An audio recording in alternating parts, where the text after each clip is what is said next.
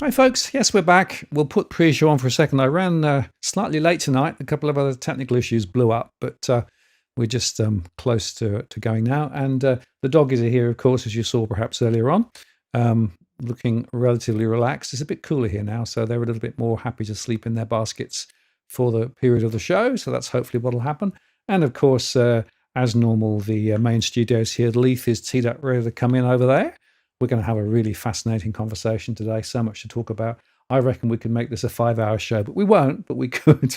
So much to talk about with regard to property and broader things too. Anyway, let's take the pre-show off and let's get started with the formal show. I'll start the show. I'll be back in just a moment.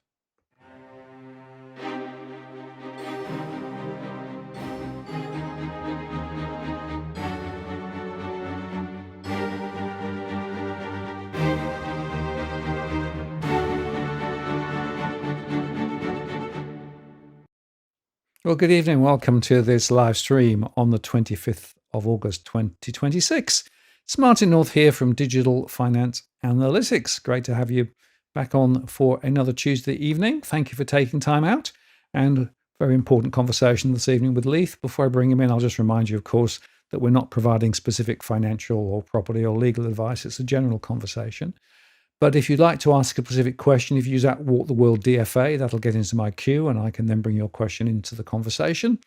I've also enabled Super Chat, which means you can get your question to the top of the list or indeed make a contribution to what we do around here. Appreciate those who support us by Super Chat, Patreon or PayPal. Makes a big difference. We don't do this for profit. We do this because we think there's a really important conversation to be had. We moderate the chat, so no racial slurs, etc. But feel free to throw your questions, comments in as we go. And I might put some of those on the screen, depending on the tenor of them and how the conversation's going. Anyway, let's bring Leith straight in. Hi, Leith. Welcome back. Lovely to see you once again. Yeah, g'day, Martin. Thanks for having me on. Good to be back again on this, well, in Melbourne at least, it's one of these wet and soggy late winter days, but I imagine it's a little bit different where you are. It's a little cooler than it has been, but it's still quite warm. And they're forecasting, rain and thunderstorms later in the week. So we'll see. But look, I think the thing about this conversation, Leith, is we can have a deep and dirty conversation about economics and all things related to economics. But we were just talking about, the media grabs and things, and the mainstream wanting to be on for 2, 3, 5 minutes. You can't get into any real detail. Although I did note that Tarek snuck on a chart in his recent outing. I'm sure you enjoyed that when he showed his New Zealand chart. I watched it live. Yeah, it was great. I watched it live, and I must admit, man, I thought sneaky bugger. Like I thought, why haven't I ever tried that? Because I've done Sky. Probably 50 times now. Did it today, did it tonight actually, did it last night. I'm on it regularly. I've never actually thought, hang on, why didn't I ever ask them to put on charts? I just, I talk and they often put them on because but they choose them. I don't actually go talk to a chart. So, yeah, mate, Tarek, well done. Actually, as soon as the interview finished, I texted him. I said, mate, that was great. Good on you. Blah, blah, blah. And yeah, watched it live and I was like, first of all, cheeky bugger, but also very smart for him to do that because I never thought to do that. No. He's an innovator. He is, absolutely. And I enjoyed I had a long record with him last Thursday, actually, and we went through a lot of those information points.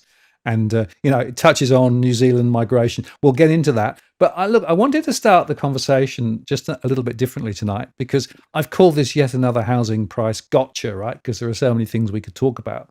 But one of the things that's really fascinating to me is when you actually think about what's going on at the moment, something came to my mind. It was this. I don't know whether it hit Australia, but there was an advert in the 1970s talking about the Strada, I think it was, a particular car that was built by robots. But basically, the tagline became, it's shortened to, designed by Italians, driven by idiots. And I'm thinking, I would say that the Australian economy has been designed by people who knew what they were on about, but it's being driven by idiots. I mean, the people in power at the moment, they're taking us completely in the wrong direction. I just thought that summed it up rather well. And if you want a sort of a few stakes in the ground, right, there's now warnings from, I think this is from Paul Bloxham saying, well, you won't see house prices really turn around until maybe 2028 because it's going to be all to do with interest rate rises. We had the RBA decision, of course, when the RBA minutes came out saying, well, they're still quite bullish, actually. Join us talking about, maybe it could, maybe it couldn't.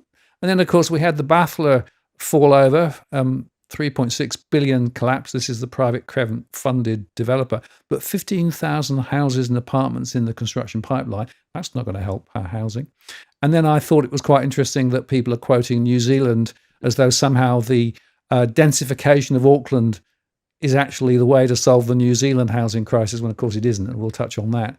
And then, of course, the unemployment data that came in, well, it was nothing as bad as it was played up in the media. The media was just all over it, 4.5, 4.5. No, it's very, very small change. And, of course, the latest data showed that real wages continuing to fall. So, yeah, yet another housing price gotcha. So many things to talk about. And what I want to try and do today is to put some of them together, but also turn it into a discussion about how things could be different. Because we don't have to lock ourselves into this particular future. There are alternatives, right? If you Yeah, wanted to absolutely. do different things, but it's back to the political decision making over the last 20 to 30 years. That's why we've got the biggest crisis ever. Yeah, absolutely. And look, what was it, Don Horn, who wrote the book, The Lucky Country? It's probably, I think it was back in the 1960s, something like that, where he said that basically Australia's was it, lucky country run by below average people or something like that. I can't remember the exact quote, but he said that, he wrote that, I think, in the 1960s, might have been 1950s, and he's not wrong. And it's particularly bad the last 20 odd years, let's be honest. I mean, the situation we've got ourselves into now on multiple fronts. You look at the housing stuff, the quality of governance around everything. I live in Victoria, and we're literally going through a debate right now whether or not we should can the worst transport infrastructure project I've ever seen, called the Suburban Rail Loop, which should never have been entered into in the first place. And we're now facing the situation in Victoria whereby the new premier, which is basically the same party as the last two premiers, has come in and he's trying to decide whether he should can this project, which the previous premier, who came in 2023, late 2023, when she took over, she could have canned this project. And everyone was saying to her, Jacinta, get rid of the Suburban Rail Loop. It's a dog. It's going to, drown the state in debt. It doesn't serve any real purpose, blah, blah, blah. And instead of canning it and saying, look, that was the former premier, Daniel Andrews' idea, she went and signed all the contracts. And now Victoria's facing this situation whereby, after spending $600 million on the Commonwealth Games that we didn't actually end up holding, and spending $1.2 billion on the East-West Link, which got cancelled and we never actually built, we're now facing a situation whereby if we get rid of the Suburban Rail Loop, which is actually the prudent thing to do, sunk cost fallacy and all that, there are reports that we could be up for $12 billion in losses to not build that project, as well as not running the Commonwealth Games and not building the East-West Link. But if we go ahead with it, our illustrious premier, the new premier, Ben Carroll in Victoria, he's spouting this $34 billion figure, and he reckons he's found $2 billion of savings by getting rid of car parks, which no one's going to use the train if you can't park your car there, by getting rid of access to terminals, getting rid of underpasses and all this sort of crap. He reckons he's found $2 billion of savings. Here's the problem, Martin.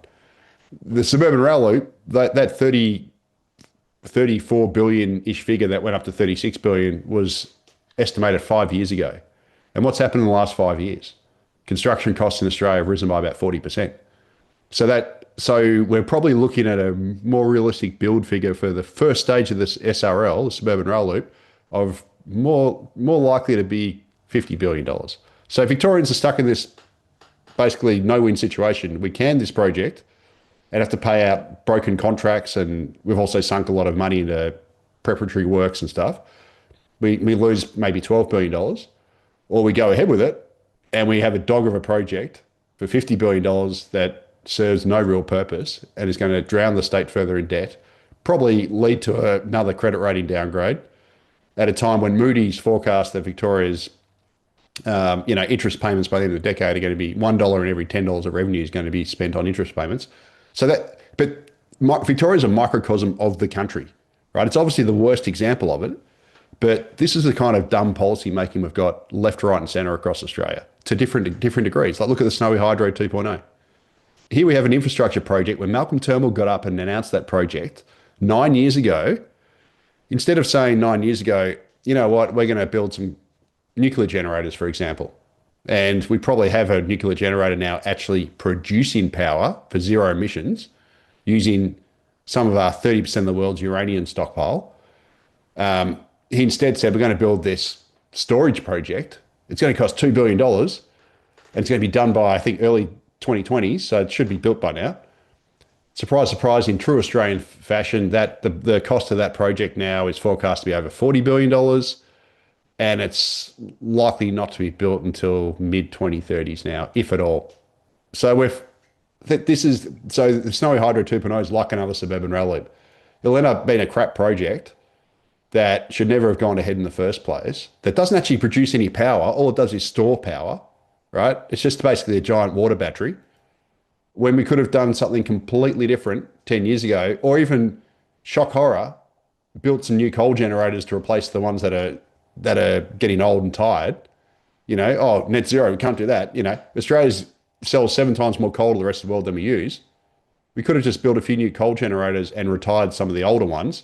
They could have been lower polluting. Like, yes, they're still going to reduce carbon dioxide, which isn't actually pollution, but you could have had them so they produce less sulfur, less nitrous oxide, all that sort of NOx. Similar to a modern petrol car, doesn't really produce much particulate pollution anymore, unlike the old ones. We could have done something like that, but instead, no. We're going to spend, $2 billion that became $12 billion that now they reckon is going to be $40 billion on a giant water battery.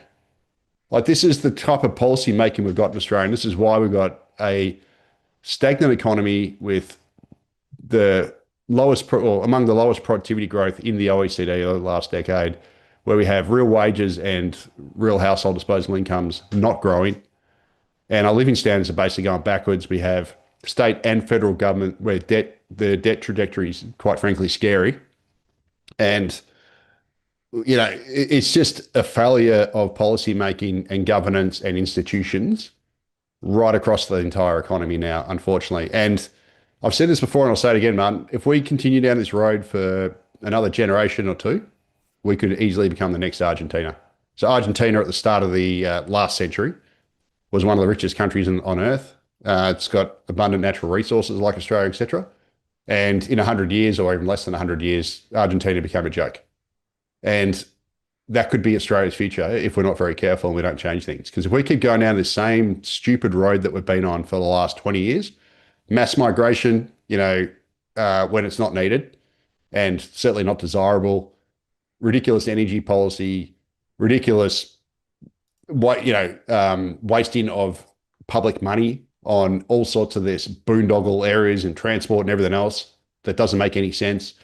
The bloated bureaucracy, the bloated non-market sector economy, just waste and mismanagement left, right, and centre. If we keep doing this for another 20 years, like we have pretty much the last 20 years, maybe not 20, but a couple more decades of this stuff, we could easily become the next Argentina. And that is my fear. And I really hope that Australia can turn the slow-moving tanker around and actually start getting some sensible policy, because, geez, we need it.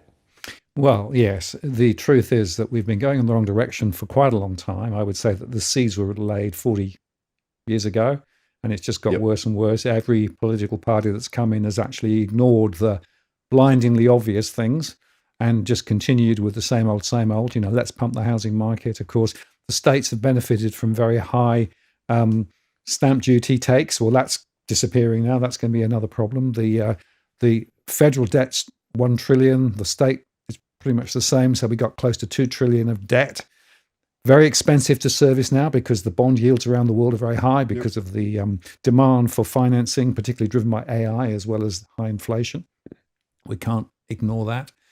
And when you look around at the quality of living of people and what they are spending their money on, they're spending a lot more on finding somewhere to live, whether it's renting or whether it's actually to pay the mortgage. The quality of the housing that's being built is fading, and a lot of defects and those sorts of things. And the amazing thing, and we'll go into this a bit further later, still very high migration at the moment. Even One Nation has sort of pedaled back from very 130,000 now to what, 230,000 or something based on their latest numbers. And yet, as we'll see a bit later, there is actually sufficient capacity within the Australian economy already to meet the labour demand. You do not need to bring more people into the country to be able to save the economy, which of course is a simple policy fix. Yeah, exactly. And that's the point. There are deliberate decisions being taken at the moment to benefit, I would argue, big corporates, and I would argue, the banks and all of those things.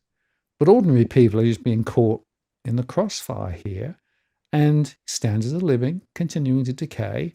And there's no sense at the moment that our politicians really want to tackle this, despite the fact, of course, they play lip service to various things. And when Chalmers comes out, he says, no, it's overseas. They created the problem. I would say, no. The problem has predominantly been created in Australia. And if you look at homegrown inflation in the last numbers, I think it was about 5%, right? it was actually much more significant than the inflation via imports, because of course at that price oil prices had come back a little bit. So we need a wake-up call, Leith. We need a different way of thinking about the future if we are to actually take the path that we could take, which is a hell of a better path than the one we've been on.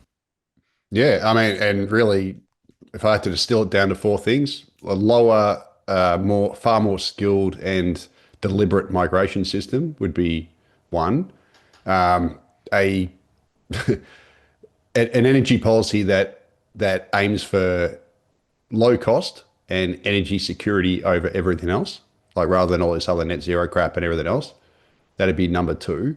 Number three would be broad-based tax reform that takes the pressure off productive effort and moves it onto other areas that are more efficient and spreads the load across the economy better. That'd be that. And then also,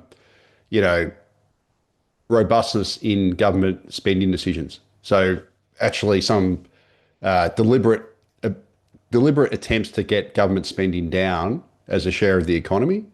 If I had to go back, I'm a Victorian, so a bit of Jeff Kennett from the early 1990s, that sort of flavour is what we need. We need to cut the crap out of the federal and state bureaucracies, because I've never understood, Martin, and I think I might have used this example in this show before, why the number of bureaucrats, I'm talking back office people, I'm not talking about the frontliners like nurses and teachers and stuff. That stuff needs to scale with the population, right?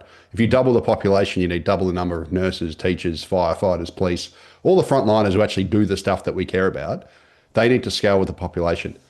But why is it that bureaucrats, so your public servant bureaucrats across state and federal government and local governments as well, why is it that they have grown faster than the population in the past decade or so, or whatever, however long it's been? It's been a long time. Like, as we get bigger, Australia at the turn of the century was 19 million people. We're now 28 million people. We've got 9 million more people, grown by about 47%. Why is it that the number of bureaucrats has risen faster than that? Because as your population grows, you should get economies of scale in the bureaucracy, because you don't need to double the number of departments. You run this, one system in Centrelink can scale for a bigger population or than a smaller population. It's a little bit like running a managed fund. If you've got $1 billion under management, it doesn't cost you 10 times as much to run as whether you've got 100 million under management, because it scales. You just use bigger numbers. You buy more stock per trade, all that sort of stuff. It's kind of the same with the public service to a lot of, the bureaucracy to a lot of the degrees. You don't need, at the Australian Treasury, if you've got 5 people in the domestic economy division, and as the population grows, you don't need to add to that every year. You still use the same number of people because they do the same analysis. So we shouldn't be growing the bureaucracy faster across all these areas than the population. And if you do that, you crowd out the private sector. We've done that. And then we've got all the growth in the non-market economy, to do with NDIS and all this other stuff, which a lot of it's been rotted. So we need discipline across all these areas to stop crowding out the private sector. The policy should all be about growing productivity, because that's ultimately, if you don't have productivity growth, you don't have rises in living standards ultimately, right? You don't have real wage growth if you don't have productivity growth. You don't have per capita GDP growth without productivity growth. Ultimately, productivity growth's the main game here. And unfortunately, governments, not just in Australia, but where you live as well in the UK and other places, governments all become about distribution, like trying to how to share the pie rather than trying to grow the pie. And I think it's time for governments to now start focusing on growing the pie more through all these different policies. And when I say growing the pie, I don't mean growing it by just importing people and, having more inputs in people through immigration. I'm talking about growing the per capita pie. That's effectively through productivity growth is what should become the focus now. Because if we don't do that, we're going to have another lost decade, just like this current lost decade that we're in, whereby, as I said before, Australia's productivity growth has been amongst the very poorest in the OECD in the last decade. And our growth in real per capita household disposable income has been, in the last 11 years, I've actually got a chart here if you want to see it, but in the last 11 years has been the poorest in the English-speaking world. We haven't been worse than the UK in the last 11 years, just. And our growth in real per capita household disposable income has been almost a quarter what it's been across the OECD as a whole. It's like a third to a quarter. Yeah. So this is not working, right? What we're doing is not working. It's not delivering rising living standards. And we are effectively a stillborn rat wheel economy that is going nowhere. And so these charts I just made about a week ago from OECD data, the latest OECD data. And on the left-hand side, you've got Australia's growth in real per capita household disposable income since the first quarter of 2015 against the other English-speaking nations. Now, unfortunately, New Zealand isn't included in the data, so that's why New Zealand's missing. But Australia's had the worst. We've just edged out the UK for being the worst. So the UK was almost as bad. But we've had very poor growth. And if you look on the right-hand side where you compare us against the OECD, we're miles apart. And that's the OECD average. We are trailing so far behind the other advanced countries in the last decade or so in the growth in our living standards. And that's because our productivity growth basically reflects these charts. It's been poor. And unfortunately, it's not going to get much better because our real wages continue to fall. So the last week's real wage data from the ABS showed that real wages fell by, I think it was 0.7% in the year to June. So the last financial year. And our real wages are now about 6% down from their peak. And even the RBA's own forecasts, which is that red line on the left chart, shows that by the end of 2028, our real wages are going to be tracking where they were in December 2011. So we basically would have given up 17 years of wage growth. Like that is lost decades. And again, the central reason is shown on the right-hand side by Justin Farber, Anybody Macro, because our productivity growth's been so poor. So if you don't create more things, more output per hour of work, which is labour productivity, GDP per hour worked, if you don't increase that, you ultimately don't get real wage growth. Like your wages can grow, but they don't grow faster than inflation. You don't get growth in household disposable incomes. You don't get growth in per capita GDP if you don't have productivity growth. And that's why we get the June quarter national accounts, I think, next week. But up to the March quarter, 10 out of the last 15 quarters, we've had declining real per capita GDP. So yes, the economy has grown, the pie has grown slowly due to the mass migration and population growth, but everyone's share of that, the slice of the pie, has actually shrunk. And this is going to continue if we don't get that productivity up, right? So that should be the central focus of policymakers, is to grow the pie, not trying to distribute the pie, which unfortunately it's happening here. It's happening where you live in the UK. The focus has been how to, it's not on the right things. And there's a whole bunch of reasons for it. Unfortunately, where you live and where I live, we share a lot of similarities with dumb governments. And we're both following each other down the path of energy suicide as well. And our living standards are reflecting that. Yeah, absolutely. And just to reemphasize one thing, right? Treasury keeps saying more people equals more income for the economy, right? There was a report, I think, over the weekend talking about migration and the fact that, the migration debate is actually getting more and more difficult because there are so many reasons why you want to dial back migration, but there are also Treasury excuses to say, no, we need more people because more people is proven to actually put more income into the economy over the long term rather than not. But the point that you've made, and I keep saying too, in real terms, it's squeezing real people. We do not need to grow the number of people coming into Australia to sustain an economy. In fact, if you look at the migration charts, it's the reverse, really. Yeah, absolutely. So a good buddy of mine is also an incredibly smart bloke called Cameron Murray, Dr. Cameron Murray. He runs a site called Fresh Economic Thinking, and I've written multiple reports with Cam. I've got another one coming out shortly. I can't talk about it, but we've just co-authored a big report, and that'll be made public soon. So, Cam and I have known each other for a long time. Super smart guy. And Cam, so we've had this ridiculous, so one of the reasons why one of the excuses for Australia's mass migration is that we've got this aging population, right?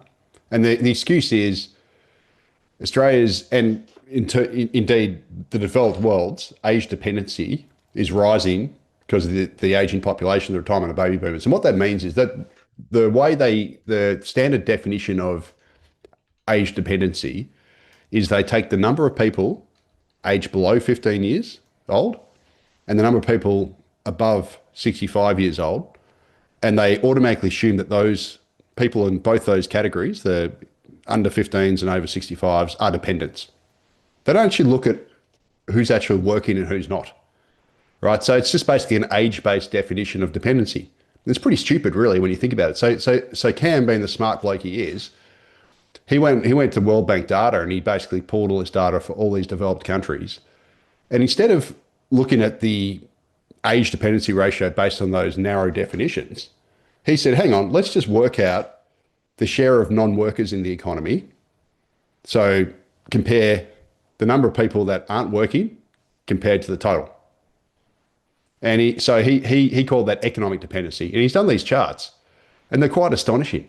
So you can see in these charts that the blue line, which is that narrow definition of age dependency, has rocketed everywhere, right? So what that suggests, if you just looked at all the blue lines, you go, oh my God, we've got an aging population. It's a real problem because the number of workers having to support, the number of workers relative to non-workers is shrinking because we've got all these old people and these old people need to be supported and we don't have enough workers to support them. That's the story, right? That's the common narrative. Cam went and looked at it and he instead got the proportion of people not working in the economy compared to the total, and he worked out what the ratio was. And you can see that's shown by the yellow line. And you can see that across every developed country that he's put on this list, and there's a whole bunch of them, the economic dependency, so that the share of non-workers in the economy has fallen over the last 40 years. So despite the fact that our populations have gotten older, we've actually got a higher share of workers in the economy than we had 40 years ago. Right? And so that tells you that, hang on, aging isn't a problem. And it makes perfect sense when you think about it.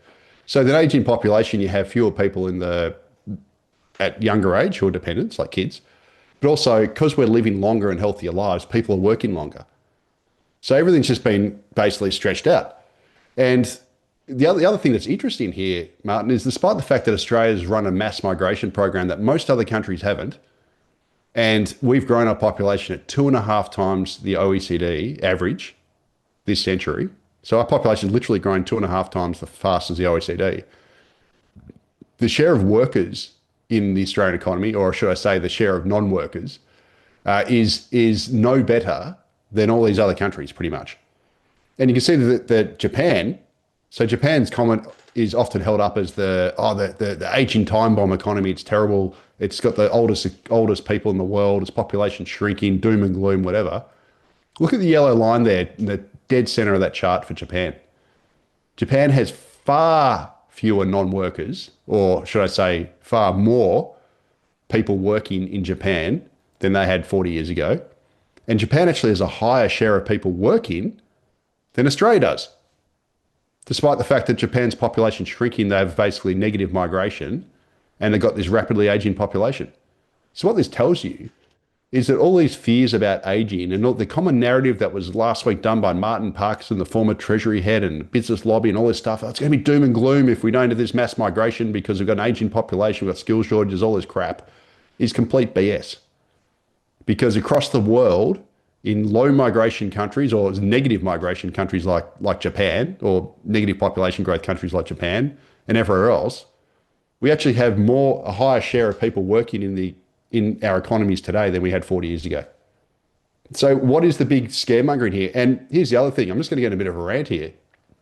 It's time for some outside the box thinking here in this issue, right?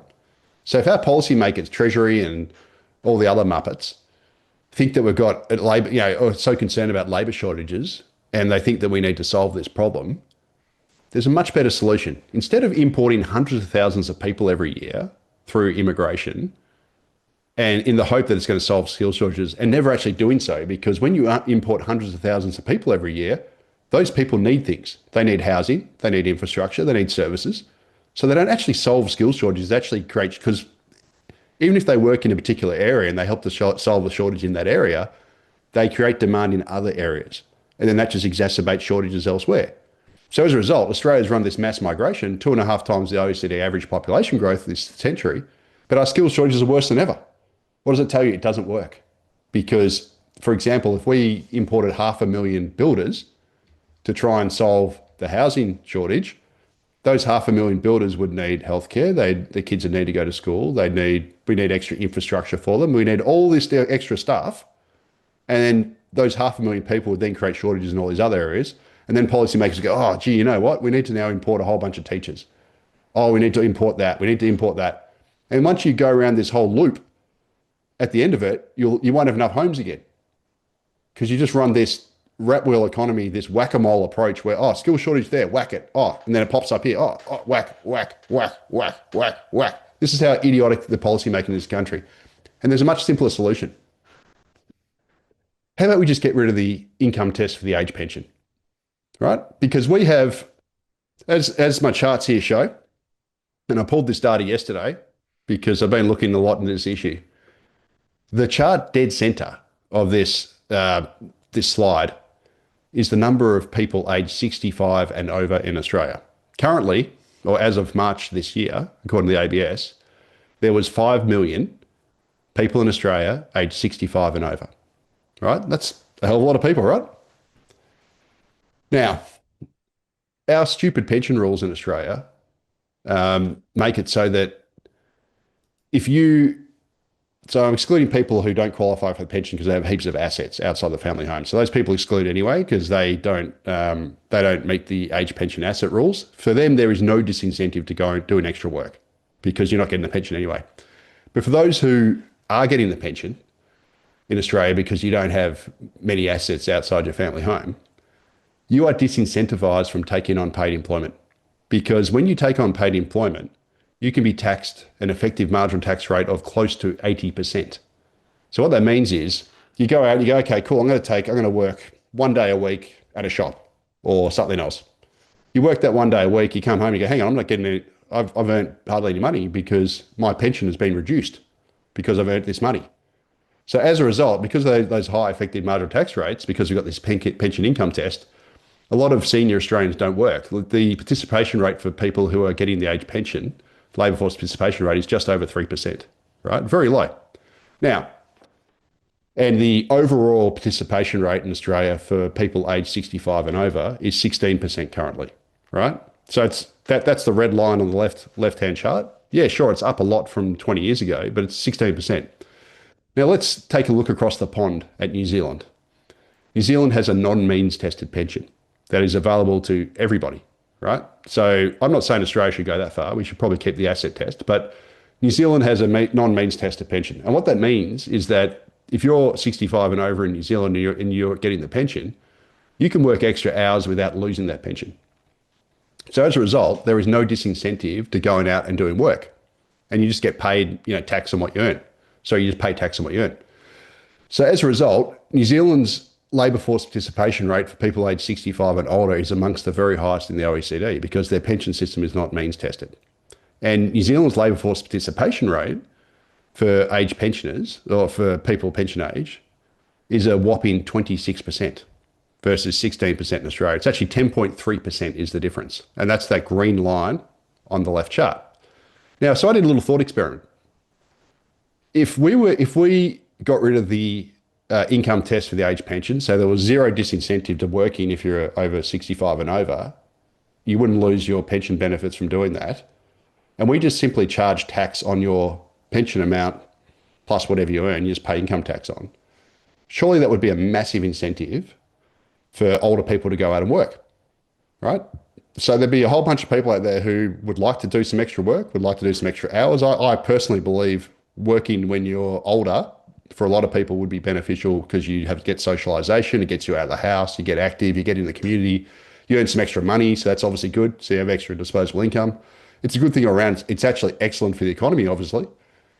But if Australia could get its 65 and over participation rate to the same as what New Zealand's is, and that's the chart on the far right, we would have 500,000 extra workers in Australia. Just think about that for a sec. We've got 5 million people aged 65 and over. New Zealand's labour force participation rate is 10.3% higher than Australia's for 65s and overs. If we could manage to get our participation rate up to where New Zealand's is, we would have an extra 500,000 workers in the economy. What do you think that would do to labour shortages? Having basically an entire Canberra worth of extra people working in the economy. It would get rid of them, right? We'd have so much extra labour. And here's the beauty of it. Unlike importing people to solve labour shortages, which never works, as I explained before, if we just simply use the older people that are already here who want to work but are discouraged to do so from stupid pension rules, those people would not demand extra housing because they're already living here. They wouldn't demand extra infrastructure because they're already living here.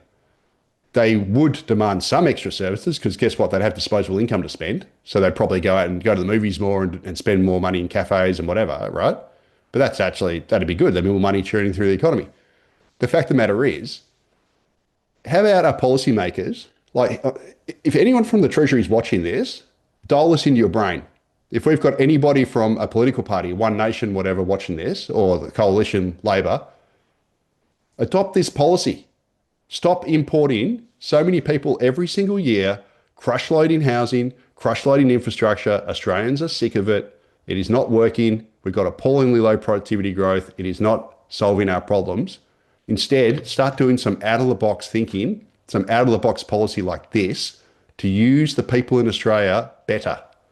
We've already got the resources here. And I personally think that older Australians are an incredible asset. A lot of them have already worked for 40 years. They have unbelievable experience. They're going to be very reliable in whatever they do because they've often raised families or whatever. They're responsible people, right? Why the hell are we giving up their skills and discouraging them from working because of stupid pension rules?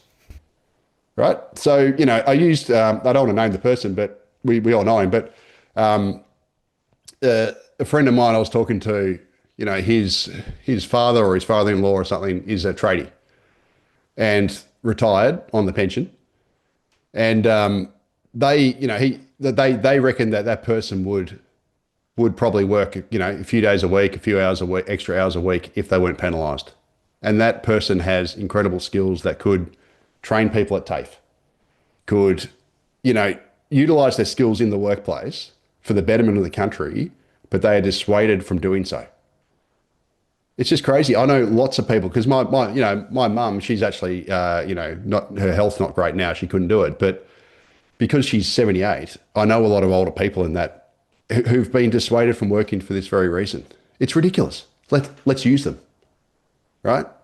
Let's get some sensible policy in this country to use the resources that are already here rather than continually piling more and more people into the economy and creating all these pressures in housing and infrastructure and et cetera. So the next time you have a Treasury goofball or, someone else scaremongering on the aging population and skills shortages, whatever, just think of this.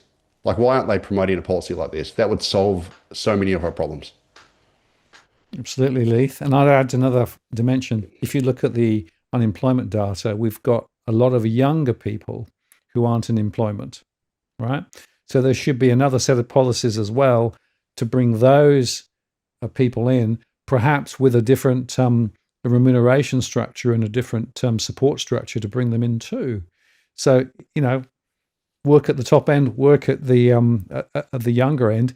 We don't need all these migrants. We don't need a lot of extra people into the country. In fact, they're creating a problem rather than actually a solution. Yeah, it's so simple, isn't it? Like, It's not that hard. Just stop discouraging people who are already here from working. It's not that hard. And again, these people that we're discouraging are likely to be some of the most skilled people we've got because they've accumulated 40 years of knowledge, 40 years of know-how, whatever. And, sure, even in the case if they're motor mechanics or whatever and their bodies are a little bit busted, and then sure, they don't have to work full time. And we're not saying they have to work, but give them the option because a lot of them would, because, I know from my father, his case, he went cold turkey from work, right? So he was working really hard and then suddenly went cold turkey and it was a really bad adjustment for him. Like he found it extremely hard. And, that was for other reasons, but I think a phased retirement is better for a lot of people anyway. Where I think when people, they've worked all their life and they suddenly get to 65 or 67 and then they go cold turkey, a lot of people I've spoken to are lost when that happens. So why not do a phase out where they maybe work, they phase down to a couple of days a week and whatever, and they just gradually phase down in their retirement, and they can get used to it and get some socialization, get some extra money too. It's also handy. But instead, we've got these dumb pension rules that actually actively discourage people from participating, and it just makes no sense. Absolutely right, Leith. Well, huge policy option there for political parties. Wake up, guys! There are alternatives. Canberra, listen, this is important. And honestly, Martin, I don't think it wouldn't hurt the federal budget. I think it'd actually help the budget, because that'd be one of the things they look at. They go to their PBO, build your own budget tool, which did I talk about that last time? Like what a joke it is? Yeah, you did. Yeah. So they probably go into that and they fiddle some numbers. It'll cost the federal budget $1 billion or something. Yeah, something like that. It's like crap. It will. You'll get higher activity in the economy for starters, which you can claim taxes in other areas and whatever. But also, if we just simply made it so that you get the age pension and then any extra money you earn, you just add the age pension, because the pension's basically the tax-free threshold, right? And then any money above that, you just get taxed at whatever the standard marginal tax rate is. That's fair. And the government would get extra money. So it's just like, I don't think it even would be, would cost the budget. Now, it obviously would if we got rid of the asset test as well, so that suddenly a whole bunch of people who are very wealthy, have got lots of uber assets outside of outside of their family home and stuff. We started handing them the pension. Well, that's pretty stupid. But we don't have to worry about them, because those people aren't discouraged from working, because they're not getting the pension anyway. Yep. So if they keep working, they're not losing anything, right? So you keep the pension asset test. So that's one thing New Zealand hasn't done. New Zealand just gives the pension to everyone once you're at the age. We don't have to go that far, but just get rid of the disincentive, because there's no disincentive if you're not getting the pension anyway because of the asset test. But there is a disincentive if you don't have the assets and you're discouraged by the pension income test. So just get rid of the pension income test. Absolutely. Well, it's way too sensible for politicians to pick it up, I think. And that model that, you can play with, I've had a little play with it myself, is so Mickey Mouse in the way that it actually... the PBO? Yeah. The linkages and the non-linkages, right? And, it doesn't actually give you a really good feel of the reality. And I'm a great believer in behavioral economics. People will actually respond to different incentives. At the moment, there's a huge disincentive for many people to even think about picking up a tool or going and working in a shop or something like that, because, well, they'll have to pay so much away in taxes. It isn't worth it. So yeah, it makes a lot of sense. Can I also just say, so I went to Japan last year for 2 weeks. So I went to Vietnam this one, and last year I went to Japan. And I must admit, I was astonished when I got there. I was like, wow, everyone's working. And because I hadn't looked at the data. So I obviously hadn't seen Cam Murray's chart and et cetera a year ago when I went. But yeah, certainly were a lot of older people working. There was older people working construction. There was older people driving, rideshare cars. And, we had drivers and stuff like that. Older people working in shops, in the convenies, which is the convenience stores, all over the shop. But they all seem very happy. And I tell you what, Japan has very long life expectancy. And I'm a firm believer, it's use it or lose it, right? If you stop using your brain, or you stop using your, whatever, your body, whatever, just because you've hit a retirement age, well, you're going to actually age a lot quicker. And you're not going to be as sharp in your brain, and you're going to, if you stop using it, you lose it, right? So I think a bit of work is actually good. Now, I'm not saying you have to go out and, bust yourself. Right? No one's saying you've got to go out and work, whatever. But we should at least not remove the incentive to work, which is what we've done as a country, to our own detriment. Absolutely. Well, let's move the conversation on to another angle now. We should just touch on property, I think, next, because there's been a lot written. I've never seen so many articles written on property and property-related stories out. But over the last plenty of clickbait. So let's just put a couple of stakes in the ground. Prices are continuing to slide, and that slide, which started in Sydney and Melbourne and touched Brisbane, is now touching even Adelaide and Perth. And depending on how you interpret the statistics, you can make a lot of it or a little of it. Chris Joy sort of comes out with his, the last 2 months multiplied by 12 months, saying to say, it's 16% or something. Now, whether that's a good way to present it is an interesting question. But you've got some data. Let's start on that and then just try and unpick what it really means. Yeah. So first of all, I've got the Cotality Daily Index. The chart on the left is the 28th day change across the five major capitals, because obviously the daily index only measures the five major capitals. And you see that the rate of decline continues to increase. And you can see that the mid-sized capitals of Perth, Adelaide and Brisbane, they're obviously not falling as quickly as Sydney and Melbourne, but the rate of decline has increased. And on the right-hand side, this is a couple of days old from Cotality. So every Monday or Tuesday, they release their housing indicators report. Monday. So it's only one day old. And that actually also includes the combined regions in the last 28 days in the pink. So the regions are falling as well, not as quickly as the capitals, but over the last 28 days, the capital cities are falling by 1%, right? So that's actually pretty steep falls. Now, if you actually look at the decline from peak and all the other data, this is as of today, the Cotality Index. If you take the current month, so what I mean by that is today's date of the 25th of August compared to the 25th of July. That's how I've measured that. It's not the month to date, it's the rolling month. Values across the five capital cities have fallen by 1.2%.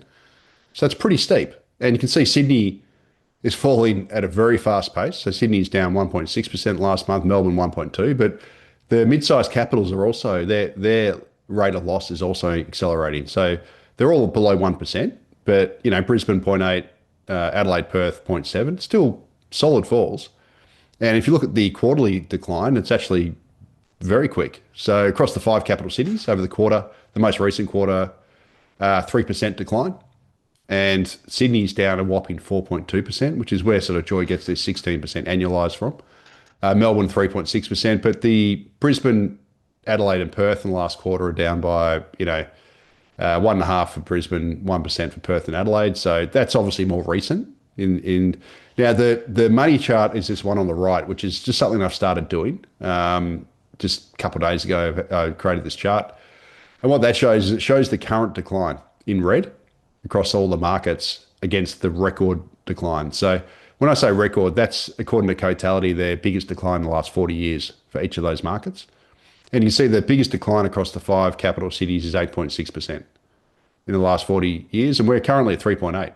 So, we're not halfway there yet. We're probably, what is that, 40% roughly there to the peak decline. But you can see Sydney and Melbourne, where they're far more advanced. And obviously Brisbane, Perth, Adelaide are, pretty late to the party. But certainly the rate of decline is very steep. And I think, I honestly think this is going to be the biggest correction easily. So the auction markets, we have actually had a little bit of rebound in the last few weeks compared to where they were in June. So June was the absolute low point, where the auction clearance rate bombed in sort of the mid 40s across the combined capital cities. But they're still tracking in the 40s. So still incredibly weak. All the capital cities are weak. Sydney is particularly weak on the left-hand side. So Sydney, all of them have rebounded a little bit from June's low. But Sydney's is very weak of the two major auction markets. Melbourne's is a bit stronger. It's had a bit more of a bounce. That's in the middle. Brisbane's not, I've only started tracking Brisbane recently. Brisbane's not a major auction market, so it doesn't have nearly as high a share of auctions as Sydney and Melbourne. But even so, you can see Brisbane's auction market's incredibly weak. Across all markets, the auction clearance rate's a pretty decent leading indicator for price growth, which is shown there pretty clearly. You can look at the correlations between the blue and the red. Now, this is a bit of a money chart here, Martin. So, obviously Sydney and Melbourne are leading this downturn. It's pretty clear. But if you look at the 12-month change in listings, so what that is, that's comparing listings now compared to the number of listings 12 months ago. You can see that there's been a massive spike across Brisbane, Adelaide and Perth. So Brisbane's listings are up by 44% versus the same time last year, Perth by about 41%, and Adelaide by 34%. And across the combined capital cities, about 24%. So you can see that to me tells you that the mid-sized capitals are going to start to catch up with Sydney and Melbourne. So we're already seeing that the falls are steepening, but I think that's going to continue because we've just got this supply-demand imbalance where the number of listings has just suddenly shot up in all those markets. Obviously, a massive increase in the number of homes for sale into weak demand, as shown by those auction clearance rates, etc. means, to me, that just means falling prices. Now, I personally think we are facing the biggest decline in 40 years. I've said that before. Six main reasons why. For starters, we started this correction with values that had basically never been as overvalued as they are now. You know, if you compare price to income, the mortgage payments to income, and the years to save a deposit, all these different affordability metrics, we're pretty close to the worst ever in Australia's history. We've got the highest mortgage rates in 15 years. Now, I've got to chart the next page, but it doesn't look like mortgage rates, interest rates are going to fall anytime soon. The money markets are tipping that, the financial markets are tipping maybe 60% increase of one more rate hike. RBA Governor Michelle Bullock the RBA released their minutes today, I think it was, and they were very hawkish in their commentary on interest rates, which suggests that the RBA is not looking at rate cuts. Unless the data absolutely deteriorates quickly and warrants them, I don't think we're going to get rate cuts for, probably at least 8 months. I don't know, 8 months, maybe, who knows? Mid next year, maybe. But I guess it'll all be data dependent. We could also get a rate hike. We just don't know. But I just wouldn't bank on interest rates coming down anytime soon. Obviously, we've had the negative gearing and capital gains tax changes. Now, that is massive. Let's be honest. That has completely smashed investor demand. That is a shock to the market. And that has totally created demand across the market, which is going to drive prices down lower. Now we've got all three major parties competing for lower immigration. So the Overton window in immigration has been open. It's now been discussed by everybody. One Nation's obviously, suggesting, promising the lowest immigration, but the coalition's promising significantly lower immigration. Even Labor, like the Home Affairs Minister, Tony Burke, was supposed to front the National Press Club a few weeks ago. And the rumour is he canned that National Press Club address because some people within the Labor Party, i.e. Richard Marles, the deputy leader, wanted even deeper cuts than what he was proposing. So Labor's looking to cut immigration as well to save their own political bacon. So I think we can get lower immigration, which is obviously negative for the housing market. We've just had the new anti-money laundering rules got introduced on 1 July. So when I was at the Australian Treasury back in the early 2000s, back in 2004, Australia agreed to implement the global anti-money laundering rules for non-financial assets. So things like residential property. Now, the rest of the world basically moved on those rules and implemented those rules, but we stonewalled for more than 2 decades. And we continually refused to implement them. But finally, we got with the program and we implemented anti-money laundering rules on the 1st of July. The reason why that's important is because we were one of the countries who was not doing these rules when everyone else was, we became a honeypot for laundered money into our real estate. And now AUSTRAC has launched a major probe into money laundering, and the reports in the media are that they've literally got hundreds of mortgage brokers and all sorts of things. People in the property space have been targeted for cracking down. They've found a whole bunch of, dodgy liar loans and all sorts of stuff that has been used to launder money. So I think there's that money laundering crackdown is going to stop a lot of those illegal flows into Australian property. Now, we don't know how big it is, but it's probably significant. And in any event, it's going to be another downside for house prices, because you're going to have less dirty money flowing into Australian real estate. Less demand equals lower prices, other things equal. And finally, unlike the pandemic when the government was handing out money like a drunken sailor in all sorts of stimulus, we're now going to have reverse stimulus because the state and federal budgets are drowning in debt, and the credit rating agencies are getting antsy about our fiscal positions. And obviously we've got rising global interest rates. So I think we're going to get austerity across state and federal governments, so spending cuts, just to try and bring the budgets more into balance. And that's obviously going to take demand out of the economy, but also the housing market. So I think for those reasons, we are facing a perfect storm in the housing market. And, if I had to bet my left pinky finger, well, I wouldn't bet that. That's stupid. But, I bet that this is going to be the biggest downturn in 40 years. I think we're going to beat the last record pretty convincingly. Now, whether it's as bad as New Zealand and Canada, I don't know. They've had sort of 20% nominal declines, but I think we're going to have a pretty hefty decline. I think it's pretty obvious now. The factors are all lining up. We've got a perfect storm. Just on the point on interest rates, the financial markets, this is the latest chart on the left-hand side, they're still tipping a 60% roughly chance that we're going to get another rate rise. So whether they're right or wrong, we don't know. But I think the weight of evidence, and judging by the RBA's latest minutes, I think the notion that we're going to have interest rate cuts soon is probably ill-founded. So let's be honest, if we don't get rate cuts, the housing market's not going to recover in any way, shape or form. Yeah, absolutely. And the point about that is that there are still some bank economists talking about there will be rate cuts. But the other observation is lending momentum. You know, if you look at the bank results, credit lending has disappeared, dropped significantly, particularly for investment borrowers, but also other 30% too. Yeah. And Westpac is now suggesting that credit growth next year will be not 6 something percent something, but 2 point something, right? And investment lending could go backwards. And one of the things I've said for a long, long time is that if you want to actually see a correlation between home price movements and anything, credit growth is one of the strongest correlates, right? So if in fact there is a significant spike in credit availability, mortgage lending, that puts a rocket under home prices. The reverse is also true. So there are so many of these factors all coming together at the same time. And I think you've hit on a really important point, because if you go back to the COVID story, prices shot up. Why did they shoot up? Because the government threw massive amounts of money at the system. The RBA chopped the interest rate close to zero. And we had, yes, you can get money from your superannuation account. There's the home builder and all these other programs.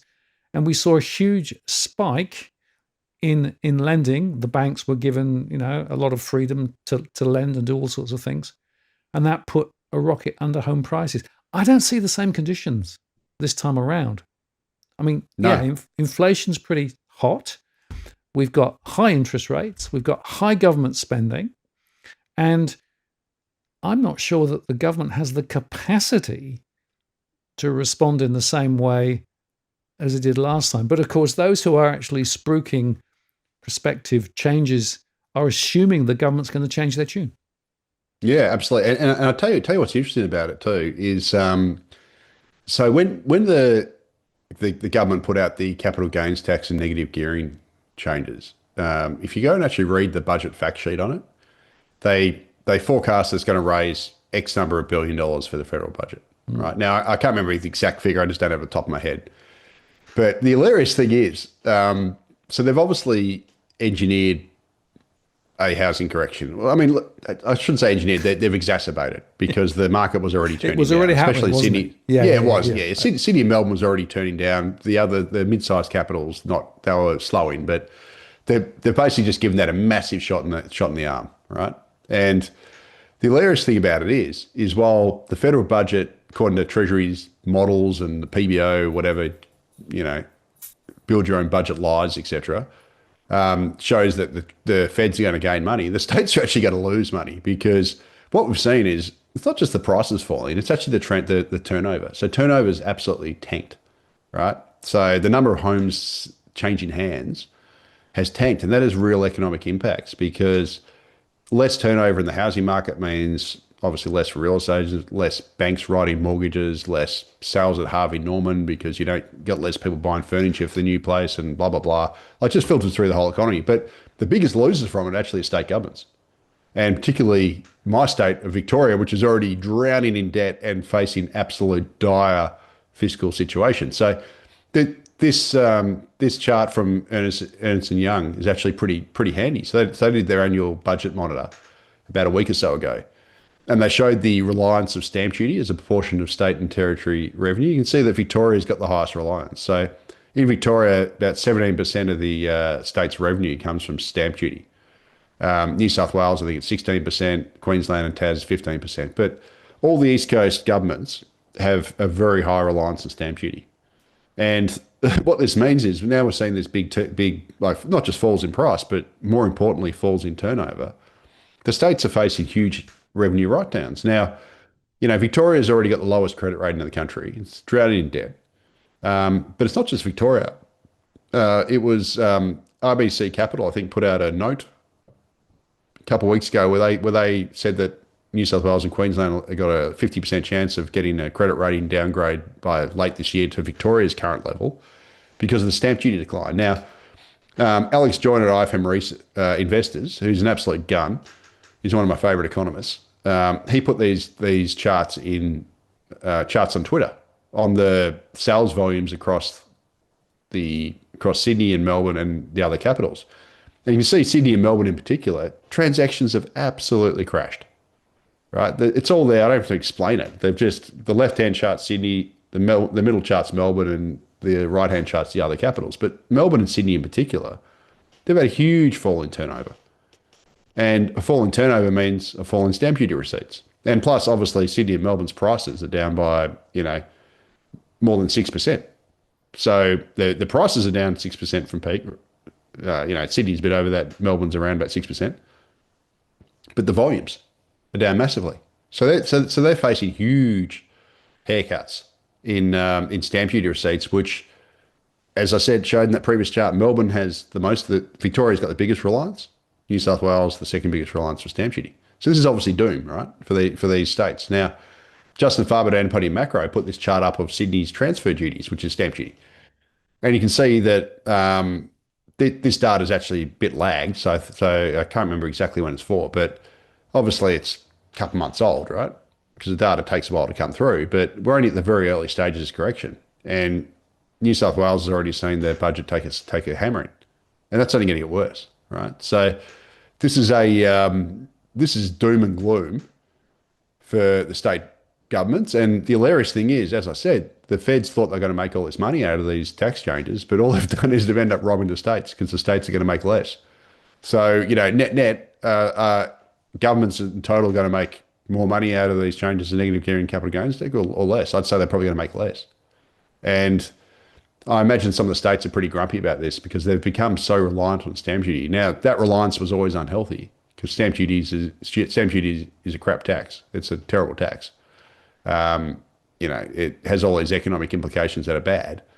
But the fact of the matter is they are reliant on it. And the federal government has basically thrown a hand grenade at them at the worst time when the states are literally facing an explosion of debt. They've got some charts here as well of the debt burdens across the various jurisdictions. You can see left-hand side from Alex Joyner again, you can see a massive rise in per capita debt across all the state governments. It's projected out to 2030 by the Parliamentary Budget Office. But you can see the huge change from 2003 to 2030. You can see my home state of Victoria has the highest per capita debt in the country out of all the states. Obviously, it's higher at the federal level. But this is a real problem here. And the middle chart from Alex Joyner shows the cumulative. So when you add the state and feds together, the interest that will need to be paid on public debt is just rocketing. And the money chart is actually on the right-hand side. So this was done by the AFR, but from Moody's data. You can see the forecast percentage of revenue that is going to be spent on debt repayments by the end of this decade, according to Moody's. So I mentioned earlier, look at Victoria there. Victoria's will be, according to Moody's, they forecast that by 2030, out of every $10 raised by the government in revenue, Victoria is going to be giving up $1, so 10% of that, in just interest repayments. And what happens if Victoria gets downgraded again and our interest rates go up? It'll obviously be higher than that. So this is an absolute disaster, this situation, especially for my home state of Victoria, which when you segue that into what I mentioned at the start with the suburban rail loop and everything, we are facing an absolute budget disaster here. And what it means is that at the state and federal level, us as Australians, we have to accept that we're going to need to do austerity, right? It's going to have to happen. And what I mean by austerity is we're going to have to get used to the government a government's not spending so freely and actually saving, like cutting spending and actually putting money away, running budget surpluses. They have to do it because we've just got ourselves in a situation where we've got this growing debt burden and it's ultimately unsustainable, especially for my home state of Victoria. Now, on the Victorian thing, if you don't mind, I'll just have to do a quick rant on Victoria. We have a new premier, obviously, Ben Carroll, who's come in and, he's promised he's the new sheriff in town, even though he's the deputy premier under the old mob who created the bloody problem in the first place, right? So I always find that interesting. But, he's come in, so I'm going to fix the joint and all this sort of stuff. Victoria we've got a new premier, but we are completely broken. So the chart on the far left shows the escalation in Victoria's debt from when the Dan Andrews government, so the Labor government that's currently in the first iteration of that, they came in 2014. And you can see we had very low debt in Victoria. And you can just see how much it has exploded under this mob. It's forecast to be about $200 billion by the end of the decade. And that huge surge in government debt has been driven, by very poor infrastructure decisions. So I'm talking about the suburban rail loop, but there's been blowouts everywhere. We've got absolute widespread corruption with the CFMEUs, the construction, forestry, was it mining? The construction union. I just can't remember what it all stands for. But there's been huge, blowouts in costs because a lot of tacit corruption there. And there's been forecasts that that's cost infrastructure projects an extra $15 billion through this rorting by the union. We've also had a massive rise in public bureaucrats, so, as I mentioned earlier. So I've got a great chart in the middle here from Justin Farbo to Antiparty and Macro. I just wish this chart went back further. But you can see the huge blowout in government employee expenses. Like the bureaucratic spend has just absolutely ballooned under this government. And while Victoria is drowned in debt, we've got the highest taxes in the country. We are the most taxed citizens with the highest debt burden in the country. Look at our unemployment rate on the right-hand side. Most recent data. Victoria's unemployment rate's 5.1%. If you exclude Victoria, the rest of the country is 4.24%. So we are an absolute basket case economy down here in Victoria, with a terrible economy, high unemployment relatively, surge in debt. And what we basically need is we need another Jeff Kennett. So Jeff Kennett came in. If you go back to take a walk down memory lane, you go back to the early 90s, Victoria was in the same position. We had a terrible, wasteful government there. We had strikes galore across the state, etc. We had low credit rating being cut. The State Bank of Victoria had just gone bust. Massive bureaucratic waste, etc. Jeff Kennett came in as the Liberal government, and he came in and basically did widespread austerity. He cut the crap out of the public service. He did a whole bunch of stuff, got the state back into a good fiscal position, and basically rebuilt the state's finances. Now, a lot of people don't like Jeff because he did a whole bunch of stuff and whatever. Yeah, whatever. It was effective. The difference this time around, we needed that again. Problem is, though, Martin, big difference. When Jeff Kennett came in the early 90s, he had a whole bunch of assets to sell, right? Because Victoria we hadn't done all the privatisation phase yet. We had heaps of stuff to sell off. And him, like the governments that followed, and it's happened right across the country, he sold off a whole bunch of stuff, right? And that was one of the ways he paid down debt. He went to cash converters with the family jewels, with the state's jewels, and he went, here you go, have that. Oh, good, I'll take $100 of that, put off the debt, pay off my credit card. Went and flogged off this, pay off the credit card. He did that. The current Labor government has also privatised a hell of a lot of stuff, right? It privatised the Port of Melbourne. It privatised the Vic Roads and the Titles Office, and basically everything that's not bolted on in Victoria has been privatised already. The problem that poses for the next government, so assuming there's a change of government in November, the state election, is they can't go back to cash converters and sell stuff that they've already sold, right? So that means that any fiscal repair and austerity in Victoria is going to have to be done the old-fashioned way. It can't be done by selling off your family jewels to try and pay off the credit card. You've actually got to do it the old-fashioned way, which means you're going to have to cut the crap out of the bureaucracy, not frontliners, not nurses and teachers. I'm talking about the bureaucrats, because Victoria's had a huge blowout in bureaucrats. Our bureaucratic spend has grown faster than all the other major states, right? So we have had an absolute bloated bureaucracy. They need to cut the crap out of that. You got to cut the crap out of waste wherever they can. And we're basically going to have to go back to, and Victorians are going to have to accept they're going to have to have a period of lower services, lower everything to pay back the state's debt. Now, that's problematic for a few reasons, because if the federal government continues to run a mass migration program, which I'm hoping they reverse track on, I think they will to a degree, somehow Melbourne gets a disproportionate share of those migrants, and we're going to have to keep, the state government is going to have to keep providing infrastructure and everything and whatever to keep up with that, and they're not going to be able to. The other problem is if you drive around Melbourne's roads now, or Victoria's roads, I should say, they are riddled with potholes. Like, you literally drive around now and you dodge potholes. I've never seen it this bad in my lifetime. It is like, it's no joke. People often joke about it, but it's no joke now. Like, if you, I don't know what you'd do if you're a motorcyclist in Victoria now, because if you hit one of those potholes, you were going off your bike. It's bloody dangerous. And the roads now in this state are in disrepair, and that's because we've had, probably a decade of neglect. The government has tried to, while they've been bringing in all these extra bureaucrats and everything, they've tried to cut corners in other ways. And one of the ways they've done it is probably through road funding, maintenance. Now, I could be a conspiracy theorist here, but maybe the rollout of the widespread rollout of electric vehicles is contributing, because they don't pay road charges, but that's a separate, that goes to the feds. But they're also very heavy. So maybe that's chewing up the roads more. I don't know, maybe not. But the fact of the matter is, if you're living in Victoria, you've got to accept that it's going to be a painful period ahead, because we don't have a choice. The state is drowning in debt. It's getting worse. We've had a terrible government for 12 years or so, who unfortunately has signed this stupid suburban rail loop project, which has locked us in no matter what. We're going to lose there. It's a lose-lose situation, but it's happened. And a lot of the clowns in Victoria who voted for this mob and rewarded them after COVID for locking us down for 9 months and has rewarded incompetence, you're just going to have to take it on the chin, because the situation we've got ourselves into here, it needs to be repaired. And the only way you can do it, you can't sell assets off because they've already been sold, is you're going to have to do it through cuts, right? So if you're a Victorian watching this, just suck it up. We're going to have to do it.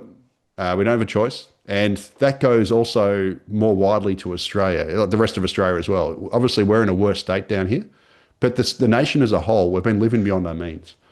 And we've had wasteful governments at the federal level and at the state levels who've just been spending like drunken sailors and haven't been spending well. It hasn't been targeted spending. It's been crap spending. We've got too many back office bureaucrats across every level of government. Explain to me why every local government in Australia has a climate change officer. Like, climate change is an international issue. Why the hell do we have climate change officers working at X council, Y council, whatever? I actually know people working in that space. Like, why do we have those jobs? Get rid of them. Those people I know are working there are going to hate me for saying that. But I'm just saying that we have so much waste in this country across so many different areas that we've got to tighten our belts now, and we've got to stop pissing money against the wall and start spending it wisely. And we've got to stop our bureaucratic class crowding out the private sector, because every time you employ someone in one of these roles, that's a potential job they could be doing in the private sector, and makes it harder for the private sector, which actually creates things to find labour, right? So again, it's one of these areas where, as a country, we've got to do things a little bit smarter, because we've been resting on our laurels for 20 years, and we've allowed our governments to get away with it, and we've been complacent in it by letting this happen. But we've got to sort of start looking at ourselves and going, okay, enough's enough. We've got to get back to business. We've got to manufacture productivity growth in this country. Otherwise, we're stuffed. And we've got to stop the government waste. It's as simple as that.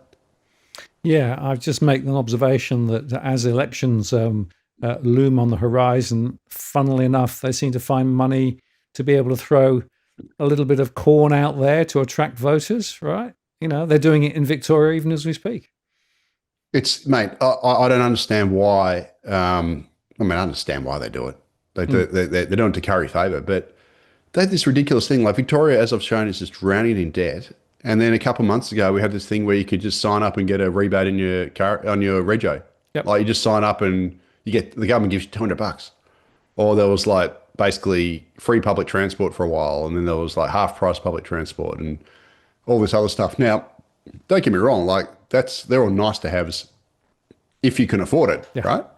So if we were at WA situation with massive mining royalties and all this other stuff and whatever, and we're just banking billions of dollars in surpluses, yeah, sure. But we're not. Victoria's drowning in debt and we're facing further credit rating downgrades. And as I showed before from Moody's, we're facing a situation where end of this decade, we're going to be spending $1 out of every $10 raised just on servicing our debt.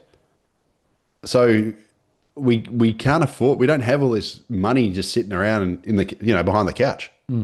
Like, the government's literally gone and withdrawn deeper on the credit card, like gone further into overdraft on dumb things. And, to try and, carry favour. Now, I think Victorians have woken up because they do seem to have turned against the government finally. But, oh, my God, how long did it take them? Like, it's just, I've been sitting here for years just going, I'm living in a clown show. Oh, there's clowns to the left of me, clowns to the right. And finally, I think we've woken up, but it almost feels like it's not, I can't say it's too late. It's never too late. You got to, take the bit of medicine when you can. But the fact that we let them get away with it, we voted them back in last election, and then they went and signed us up to the suburban rail loop.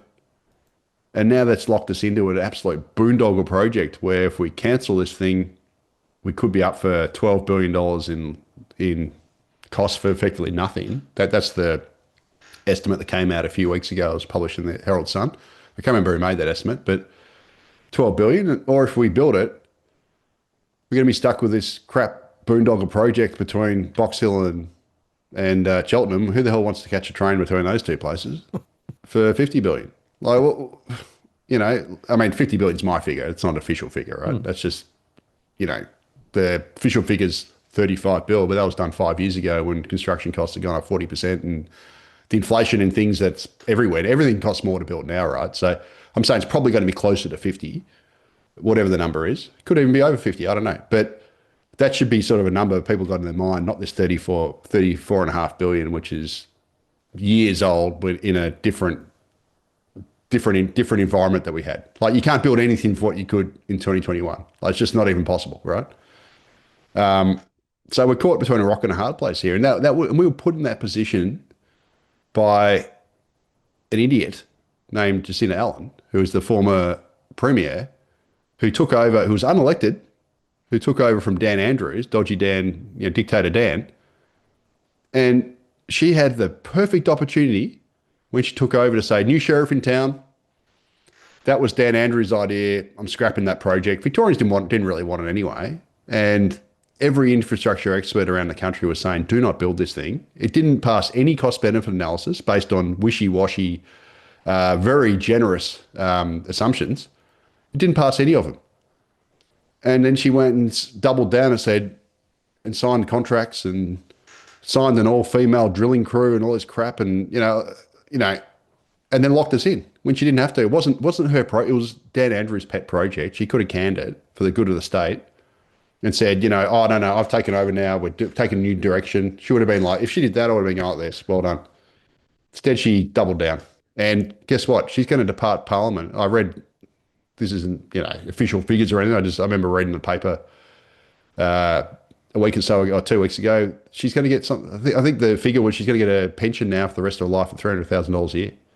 So she's literally going to destroy the state's budget on this project that should never gone ahead, which she signed against expert advice, and she's going to walk away with a $300,000 a year pension. I mean, this is the problem with this country. Dan Andrews gets a bloody bronze statue built for him for what he did. He can't play around a golf anywhere because no one will let him because everyone hates him. But he gets a bloody bronze statue built in him. This is the problem in Australia. If you fail, you fail upwards. We see it across all these different areas where people do really dumb things and they fail upwards. They get rewarded with a cushy job post politics or whatever. If you do that in a private company, not always, right? So there's obviously the Alan Joyces of the world, but in most cases in private life, if you make a serious fatal error, you pay the price. But in Australia, if you're a bureaucrat or you're a politician, whatever, you fail upwards. There's just, you get paid way too much for what you do in the first place, but then you get rewarded for doing dumb things. That's the Australian way. And so how can we expect the system to change when we reward stupidity and malfeasance? Well, it's interesting because I would say that if you think of, leading the RBA, leading APRA, leading ASIC, all these other regulators, I don't think they've worked for ordinary people, to be frank, for years and years and years, right? It's part of the political system and process. And the politicians and their hangers-on seem to be able to actually come out of it with great pensions and, great life, bets for the future. But ordinary people, no, it's gone completely the wrong way. And then if you want to actually dumb on dumber, the reports just come out, right? 100 and something data centers already, another, 200 and something data centers coming over the next decade. We need power more than would be required to power households in Victoria and New South Wales or some such, right? This is another crazy example of politicians not actually getting the right decisions in the right time frame. And again, it's going to hit Australians.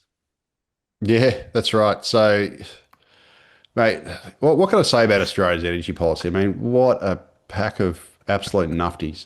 So we're a country that is blessed with the energy resources to have abundant, cheap energy, right? And I'm not talking about liquid fuels. I'm not talking about diesel and, whatever, but the other sorts of energy, right? So we're the world's biggest coal exporter. We export about 7 or 8 times as much coal as we use. We're the second biggest natural gas exporter in the world.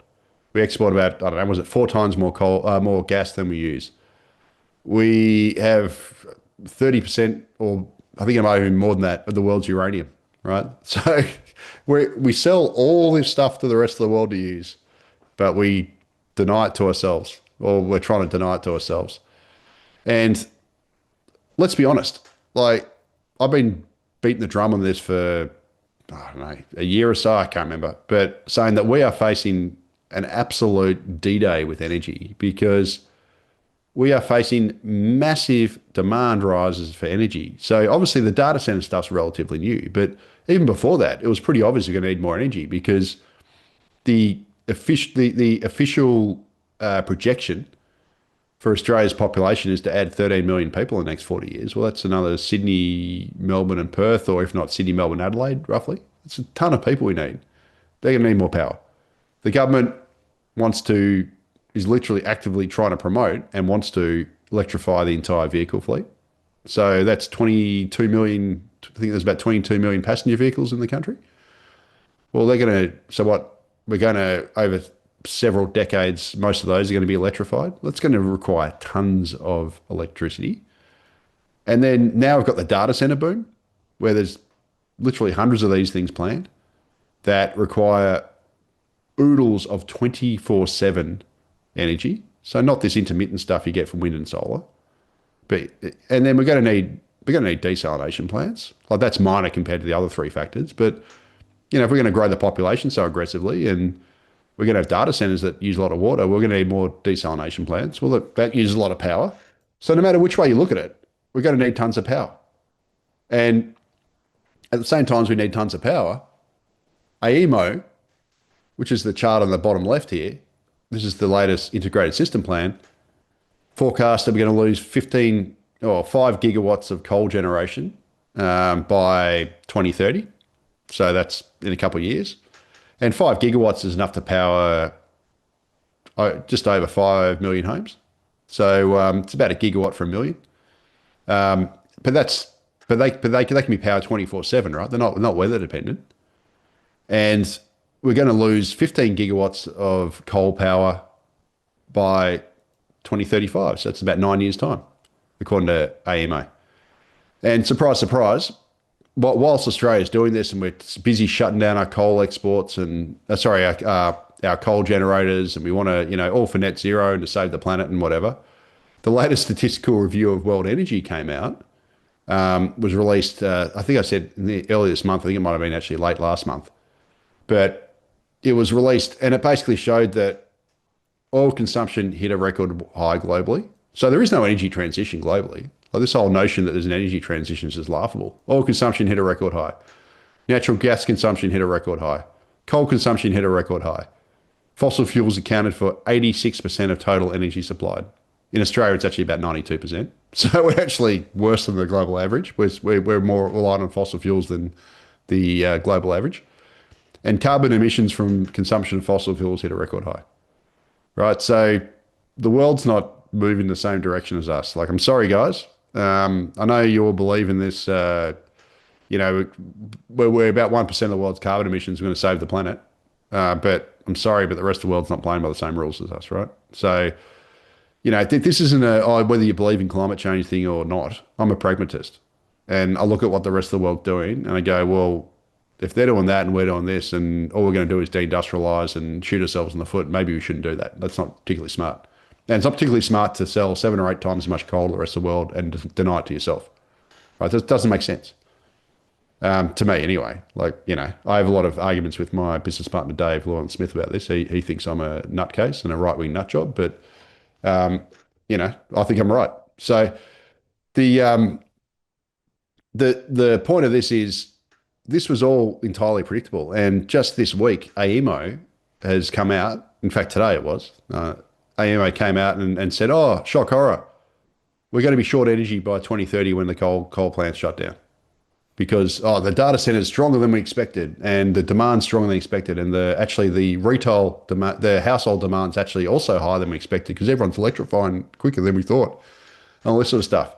It's like Dan Westerman, AEMO. You just come to that realization? Like, and so here's what's going to happen, Martin. The coal generators are going to get extended. They have to. We can't shut them down. We can't shut them down in any time soon. And my preference would be for Australia to basically copy what China's doing. So China is building more of everything, right? So I've often had this argument with Dave Llewellyn-Smith, my business partner, and others. They go, well, China's building all these renewables. Yeah, they are. Guess what? They're also leading the world in coal. They're leading the world in nuclear. China is literally saying, China's like Homer in The Simpsons eating the donuts from like watching the footy. He's got that big hat on with all the food and the drink, and he's just going, grabbing the food from all, he's got the chips here and the donut over here. He's grabbing everything. That's what China's doing. China is building more of everything because China says we want energy and we want lots of it. We want energy abundance. And because the more energy you've got, the more we can industrialize, the more we can power our economy, the more we can, thrive, basically. Australia, on the other hand, are going, oh, we can't build nuclear because that'd be bad when the rest of the world's doing it. Oh, we can't build coal, net zero, even though we've got some of the best coal reserves in the world and we export 7 times as much of it to the rest of the world. Or I think it's closer to 8 actually now than we use. Oh, so we can't do nuclear, we can't do coal. We've got exploration bans on gas in a whole bunch of places. We can't do that because, gas is bad as well. It's a fossil fuel. We can't do fossil fuel. So we're basically limiting ourselves to predominantly wind and solar with a little bit of gas peakers for firming. And it's like, talk about, there's a thing in finance called diversification. You want to diversify your risk. Yes. That's what China's doing. Yes. There's also a thing called balanced diet, right? So you probably should eat veggies and eat a bit of meat and eat a bit of everything, eat a bit of all different sort of foods because that's actually good for you. It's good for your gut microbiome and that sort of stuff. Balanced diet, diversification, pretty simple concepts. China gets that. India actually gets that as well. India's building tons of coal. It's also building tons of nuclear. And it's doing quite a lot of renewables as well. India's going, what, we've just seen China over there, and we're at sort of 25, we're about 25 years behind China's development. So if you actually do charts of carbon emissions of India and China and their GDP, India's got about I think 1/4 of China's GDP per capita. So they're basically where China was at the turn of the century, roughly. So if you go, well, China's carbon emissions at the turn of the century, I've got a good chart here actually on the left-hand side, just by coincidence. China's carbon emissions at the turn of the century were sort of similar to where India is now. So if you look at that green on the left-hand slide, you see China in the green and India in the, was that purple? If you could just pull India to the left by about 30 years, it actually matches almost perfectly with where China was. Now look at what happened to China in the following 25 years of this century. Emissions just went whoosh, moonshotted. Now, India has got 1.4 billion people. You don't think they want to, then they're looking at China and going, you know what, we probably want to try and advance like China did, you know, where GDP per capita is about a quarter of China's. It would be pretty good for our, you know, welfare to get richer and lift people out of poverty and whatever. And the way you do that is through energy. So anyone who thinks that the world's carbon emissions is going to come down is deluded, because we got a country of 1.4 billion people, roughly 17% of the world's population in India, sort of where China was at about the turn of the century, about to go hard on energy, right? They are building massive amounts of coal. Now, I don't think China's emissions are going to shoot up as much as China's did, but they're going to shoot up a lot because India actually does have that. They are trying to build nuclear and other stuff at a greater degree than China did in, say, 2000. And also, you know, some renewables and stuff that weren't available to China back in 2000. But the trajectory is pretty clear, right? India's carbon emissions are going to rise a lot.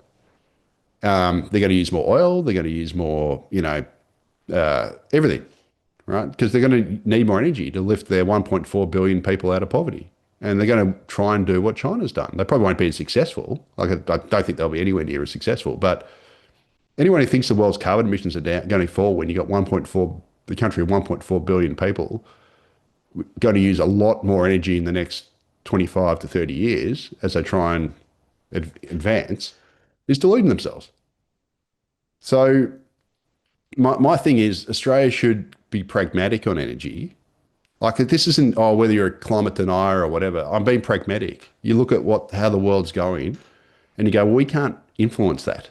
Let's be honest, we can't. We're tiny. We're a drop in the bucket on the global scale. We're 1% of the world's carbon emissions. We can't change the trajectory of where things are going. But if the big boys like India and China are building more of everything, they're doing a balanced diet, diversified diet of energy sources. The US is now, you know, going more to fossil fuels. They're trying to fund, you know, power their own data center boom. So they're ramping up their fossil fuel use as well. Australia should just join in.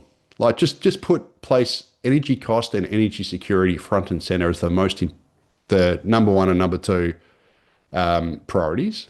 And then the other stuff, the carbon abatement, all that should be a lower order priority. Yes, you can still do it. And that's why I don't think Australia should stop doing renewables, but we should be doing other things as well, because you need diversification. You can't just put all your eggs in the wind and solar basket, which is what we're doing. Especially when when we're literally selling 7 times or 8 times more coal to the rest of the world than we're using ourselves. Like, that just makes no sense. Like, whether it's burnt in Australia or it's burnt in China or it's burnt in Korea or Japan or any other places we sell our coal to, it gets burnt either way.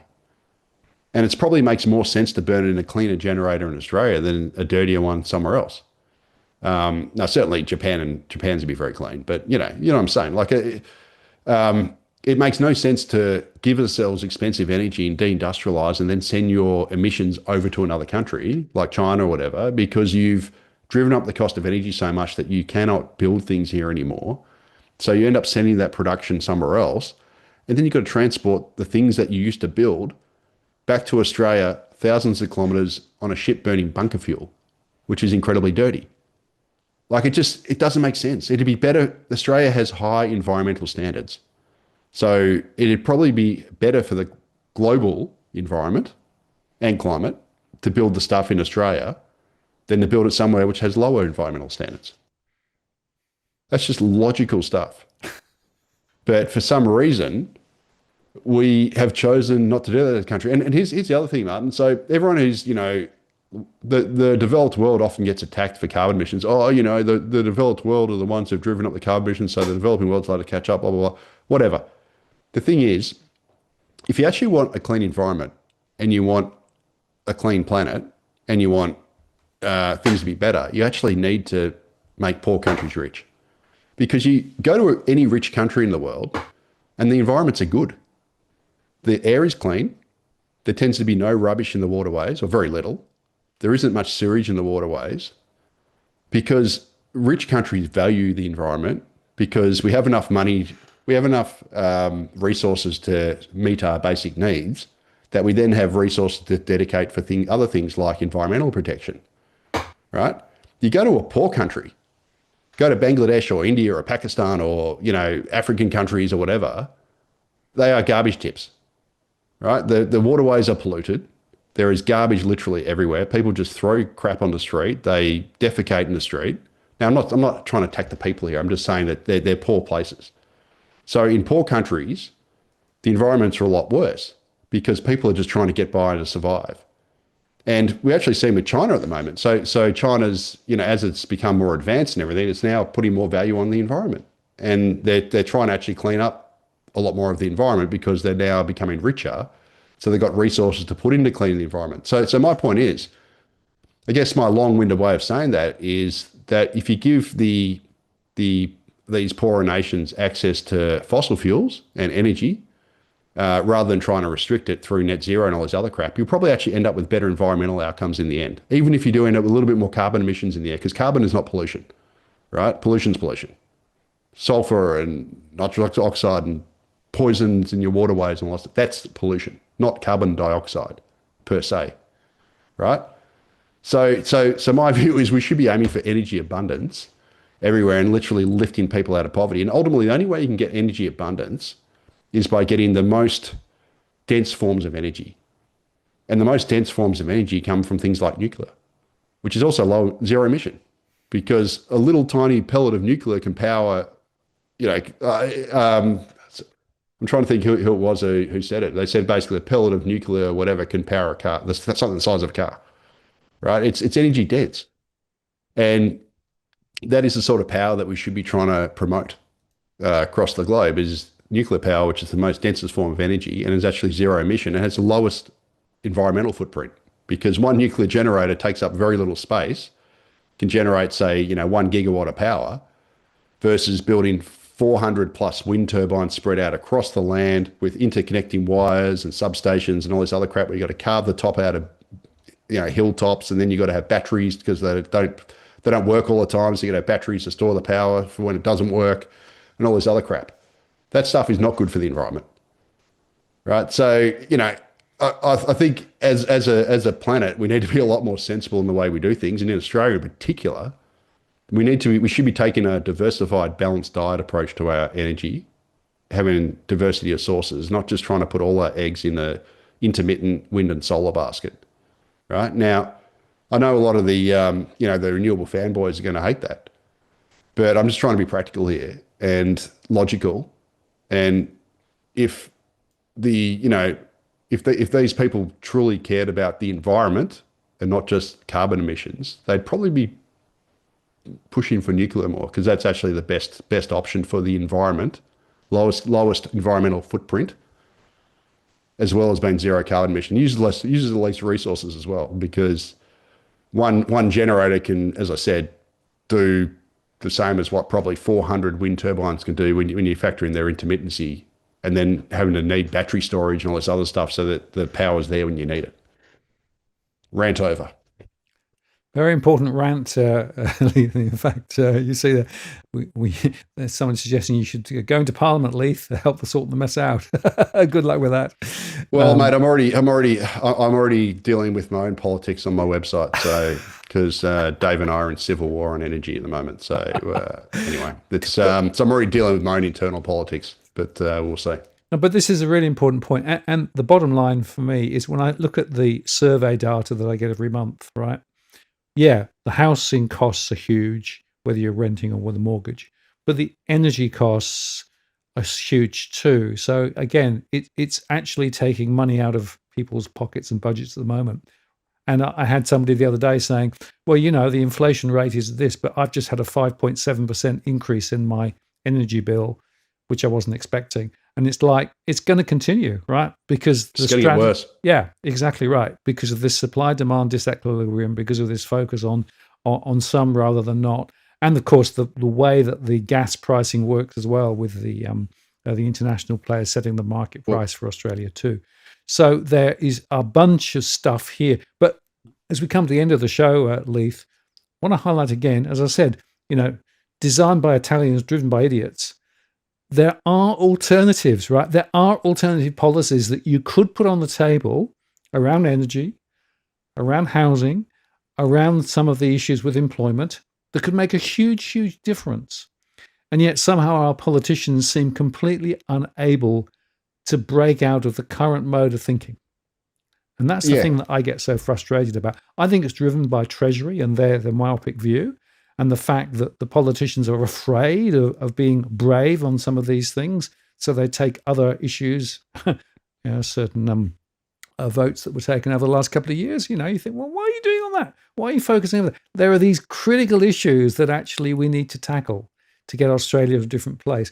And the point is, there are options available if we actually chose to grab them.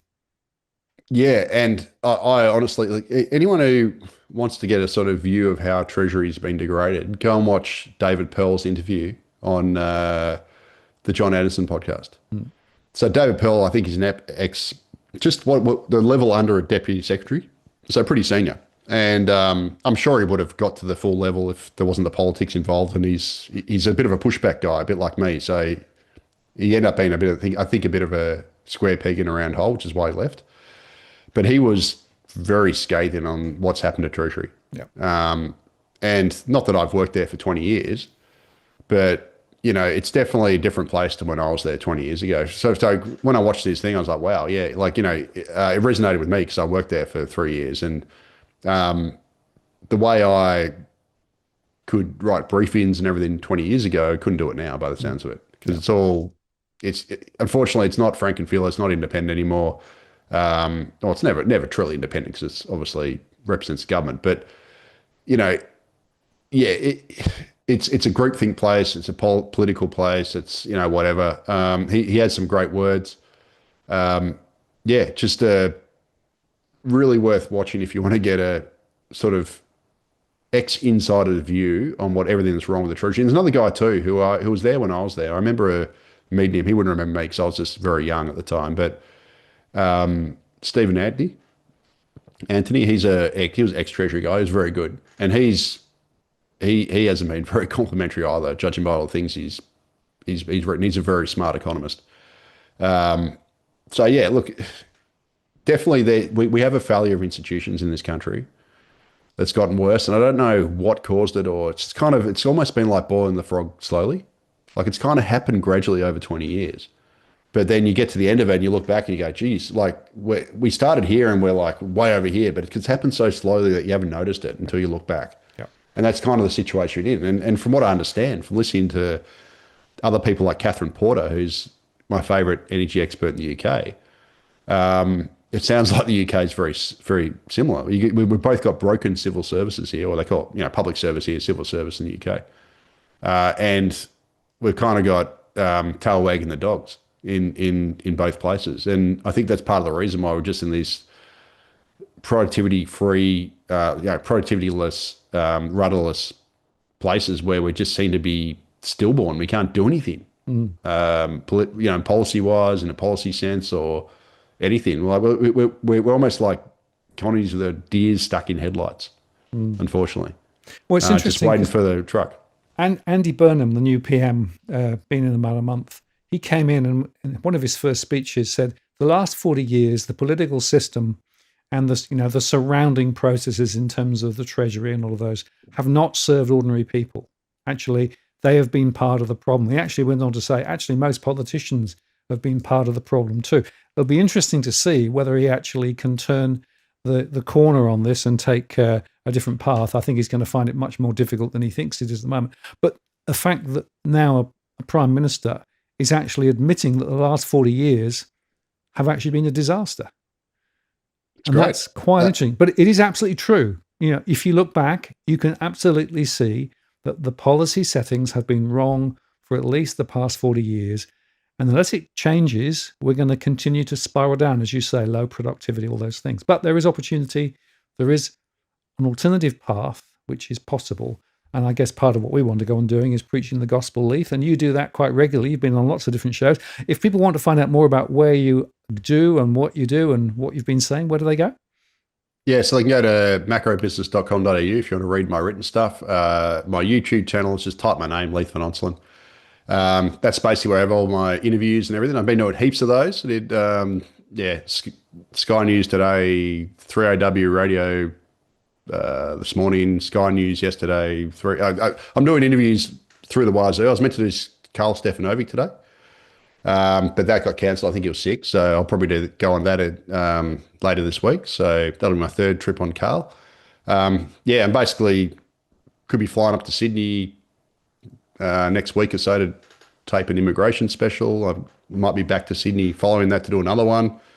Basically, my phone just does not stop ringing now, Martin, which is a good thing. Which is a good thing. But it's also exhausting. And unfortunately, I'm the sort of guy who keeps saying yes, right? Like people ask and I go, yeah, cool. And often I would go on smaller podcasts that only have a couple thousand subscribers just because I'm like, oh, they asked and they're polite and then we have a good chat, whatever. I don't mind. But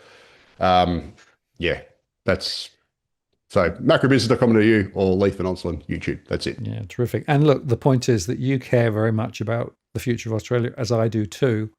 And that's why these conversations are important. And I hope you're able to come back again next month. We'll do it all again get the next load of data to share with people, because at least the discursive conversation that we've had over the last hour and a half is probably something you won't find in many other outlets, because when you join the dots, you can just see how the puzzle doesn't fit very well. Oh, for sure. Yeah. Leith, thank you so much. I really appreciate that. Look forward to next month, and I'll take you offline and close the show. See you, Martin. See you, everyone. Thanks for watching. Cheers. There you go. I hope you found that informative, interesting, a bit frustrating too, because there are so many things that could be fixed, but the good news is they could be if we were really serious. Well, just to say that next week, it'll be the monthly markets show with the Macrobusiness Nucleus Wealth crew, and Damien will be there, of course. And so check that out.